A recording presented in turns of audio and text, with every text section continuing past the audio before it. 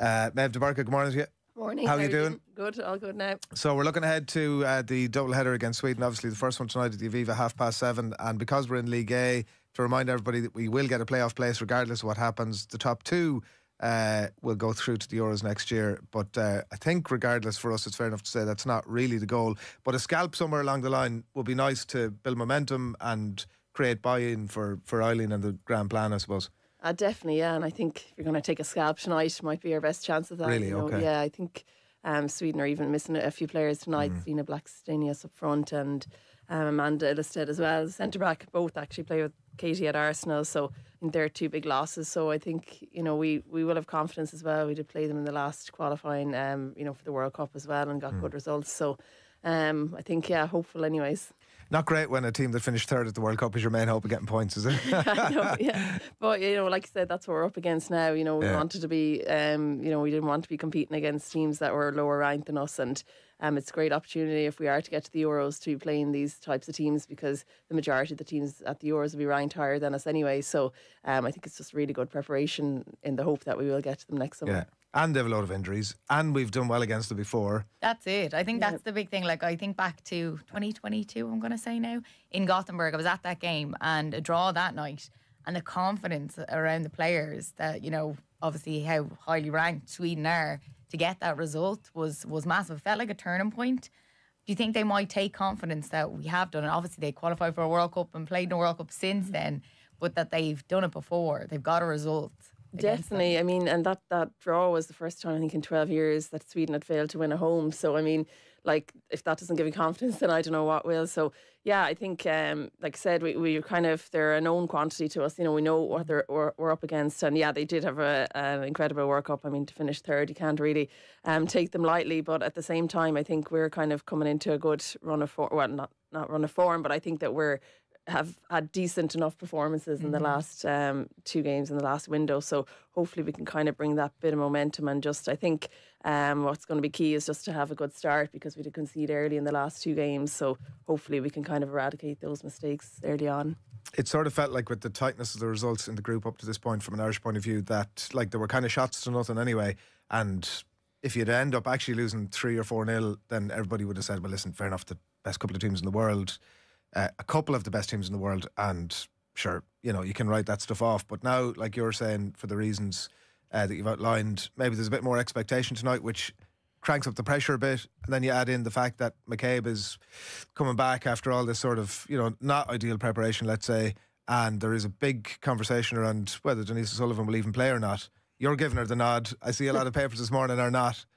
It'll be interesting to see. It will be, yeah. It's going to be a tough one to know kind of if is it just, are they kind of keeping their cards close to their chest, and will she play or won't she play? We don't know. I mean, she hasn't played since a few weeks ago. I think she came off in one of her club games and didn't play since then. So I think it's going to be, it'll be touch and go with her, and I think she is kind of pivotal for us there, especially going forward, trying to kind of link up the defence to attack. I think we've kind of maybe limited number of players who are gifted in that sense, so I think she's a huge player. But with regards to Katie, I think she should be fine, hopefully. I mean, it's been 7 days and she's all the kind of support around her now, to recover from that. But it's a difficult one, because we're already kind of going on about how the calendars are already full and player welfare and that, and I suppose that game just wasn't ideal. Only it was crazy before, wasn't it? Like, she kind of said as much herself before she had to sort of row into line afterwards, but bonkers. Yeah, I mean, that's the thing. They kind of, there had been a lot of limelight on it and the spotlight, I suppose, on it.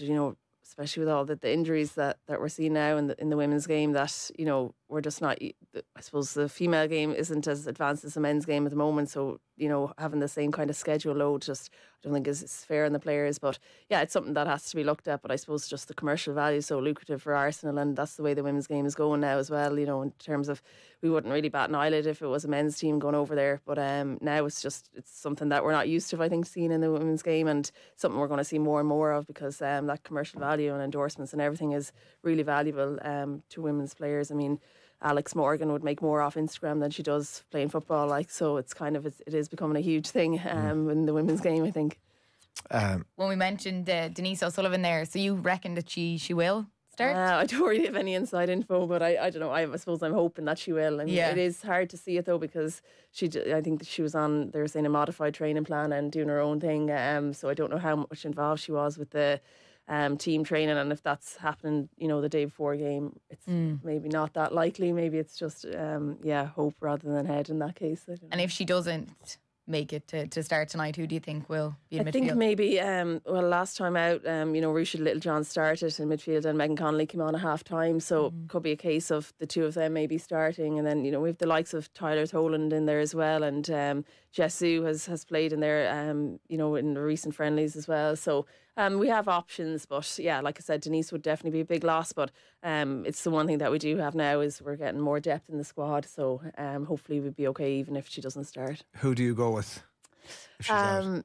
I think I'd probably start with maybe Littlejohn and Connolly in there. Connolly did well when she came on, and then Ruesha can always do a job in there. It's just I think she's kind of nursing an injury all season with her Achilles, so she probably would be fit enough, I'd imagine, to start, but whether you get 90 out of her, I don't know. But like I said, maybe the likes of Tyler Toland, who we haven't seen much feature much actually in the last few games, but it would be good to have Jessu miss the last camp as well, so it'd be good to have her back. She might start maybe instead of Heather Payne, who's out injured on the right there. So plenty of options. Leanne Kiernan has been such what would you say, like warm story even over the last few weeks, and she's a player who's obviously struggled with her own injuries at times.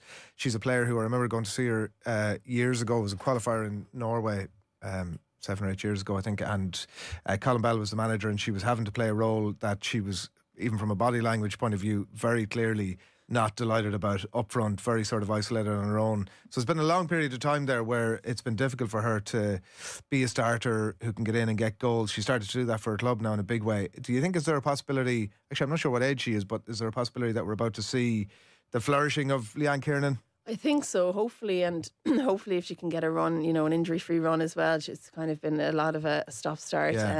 A couple of years for her, and unfortunately missing the World Cup too would have been a big thing for her, but she's definitely does seem to have kind of come into a little bit of run of form now, to scored a hat-trick in her last game as well, so it would be good to see her get some more minutes. Her minutes have been kind of limited, and maybe when she's come on hasn't maybe had the same impact, just because we are so defensive as well against these teams. It's hard because obviously she's such an attacking threat. That's definitely where her strength lies, but we could see her, like Carusa does a good job up front holding it up, but I think Leanne offers that different the pace in behind and that, so I think she could definitely be a good option, when the Swedes tired, or even on the right as well. She's operated there recently as well, so.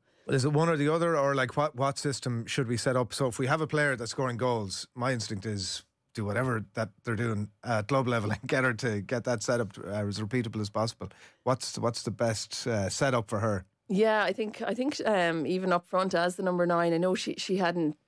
She has played there a fair bit, and that's where she kind of played for Liverpool as well, coming on recently in the games, and I don't think Eileen will kind of veer away from Cruz up front. I don't know. She likes how strong she is, and she can hold the ball. And I think how Ireland started as well. Yeah. Which is a pity for Leanne, because 4 goals in the last 3 games. She's on a high. Yeah. You want that player in there. Definitely, yeah. But I do see, I kind of find it hard to see that she would start her tonight. But definitely, if you bring her on after, early on in the second half, or after 90 minutes or 60 minutes even, I think she could really have an impact tonight. Even listening to her talking to Kathleen during the week, she just cut this more relaxed. She was openly talking about she really enjoys the vibe under ILO. I had to replay that one a few times to figure out exactly who they were talking about. Have you been in that sort of place in your career before where you're moving from club and country, and listen, nobody talks about it, under a different regime, you're never going to in that moment sort of start talking about, I'm not really enjoying coming into either club or country, but then afterwards it's like, all right, that seems obvious now. Had you gone through phases like that in your career before? Yeah, I think so, and I think maybe injuries as well has a lot to do with it. You're kind of you could be a bit down, when you're not kind of been able to perform at your best then as well, and like that, we just already say she's gone through it. So and I think as well it's kind of opinions as well. Managers have certain opinions on you. Maybe she's getting game time under one manager and not under another manager for maybe not even any change of form, just change of opinions, and that's what sport's all about, really. But yeah, definitely it's something to factor in, and she does seem really kind of full of confidence now, and I think that's really important, particularly in that position as a striker. You need to be confident to be able to take chances, and hopefully she might take one tonight. Yeah, I just looked it up there. She's 25 and just gone 25, Okay. so you would think maybe she's coming into her own. Yeah. But do we get the best out of her in an Irish jersey? I don't think I've fully seen it yet. No, I think there's definitely more to come from her, and hopefully now it's kind of the start of it. Maybe that she can kind of hit a run of form after bringing in that club form, hopefully to the country as well. And it's like I said, it's the age to really peak. I think kind of the mid-20s. No, we can't say she's too young anymore, but she definitely has plenty of kind of the young ones around her as well. And I think Jessu should be an interesting one to see tonight. Hopefully she'll be back as well, because she had a hamstring problem last camp, so hopefully we might see her get on the pitch as well. Very good technical player. Brilliant, obviously. Megan Campbell was in with Nathan during the week, giving him sort of an A to Z of why her throw is so good. Can't remember the exact hyper extension. Something. Was the term.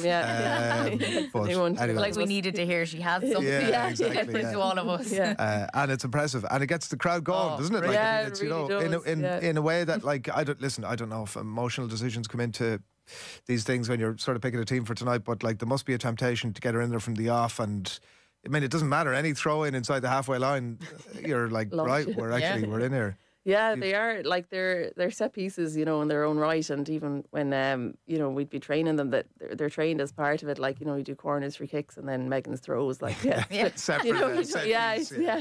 Like, because they are, like, I think they're better than corners. Like, I've seen teams, I would expect them, like, if I was Sweden, I'd be conceding a corner rather than a throw tonight. Which is really unusual. You're never, like, it's the last thing you're told to do is kick it out for a corner.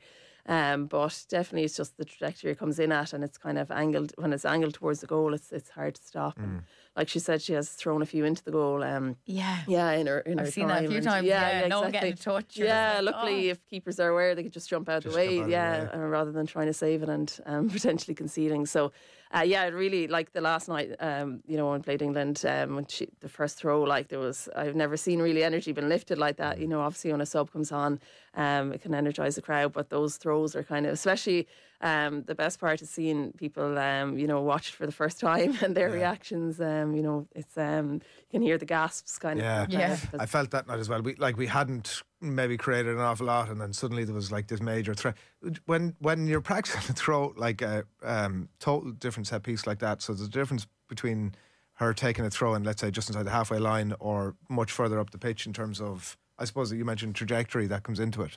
So is there a different planning attack for depending on what area of the pitch she gets to throw in? Yeah, that's the thing. And you need to kind of you need to know the distance. Like, it isn't always, like she said, even herself, that sometimes the adrenaline and everything can add a couple of meters to the throw. So from that regard, it's not always like completely consistent in terms of where it's going to land. But yeah, you usually end up having your runners hit the front post, really, because I even remember against Germany about 10 years ago now, I'd say, Louise scored, front post, I think it was, after a couple of minutes, and Steph Roach scored off the throw in as well to equalise with a couple of minutes to go. I won't say what happened after the equaliser. We still ended up conceding, but yeah, it's just, you kind of do, I suppose from the attack and from Ireland's point of view, you'll have an idea, you can keep practicing and training against it, whereas the big issue there is that opposition can't practice because it can't have someone can't replicate it unless you get one of those machines, that you like. Yeah, like the tennis ball machines nearly. Yeah, I mean, I'm sure now teams are going to have to look at that. Probably, in a way, like they've got everything else. Or get someone in, maybe like a throw in, or I don't know, some other sport expert that can throw the ball at a similar kind of capability, because it's hard to. It's unique. Yeah, you don't know where to stand or how to kind of defend it when it's coming in at a height. What's going to happen? I'm confident. I always am when I come in here. But no, I think, in fairness, I do think this is definitely the best chance of getting a result, at home to them, where we have, obviously we already talked about Denise, but otherwise we've pretty much a fully fit squad in comparison to the Swedes, who are down a few players and important players at that. So I think, I'm hoping I'm going to go for a win. Not even a draw. I'm going to go for a win. So hopefully, we'll take a narrow victory. And even for the likes of Eileen Gleeson, like she had such a dream start to her managerial career with Ireland. Where do you feel she's at the minute? You would think she really needs this win tonight. Yeah, I think she's kind of gotten the results maybe that on paper she's expected to get. We've beaten all the lower ranked teams and we've lost against all the higher ranked teams. So from that regard, she's kind of doing as she should be doing maybe. But yeah, tonight would be a big scalp, I think, and it would really bring you a lot of confidence going forward as well. And you kind of give, I think it's going to be a long. It could be a long, 6 games if you weren't to get any kind of result. So I think it would really give a boost and kind of keep pushing us in the right direction. Mm-hmm. Right, and then we have we've the return leg obviously on Tuesday as well to look forward to. So we will do that. We'll get this one out of the way first, and then we'll do that. Meabh, thanks a million for coming in. Cheers, thanks Meabh a lot. Dé Búrca.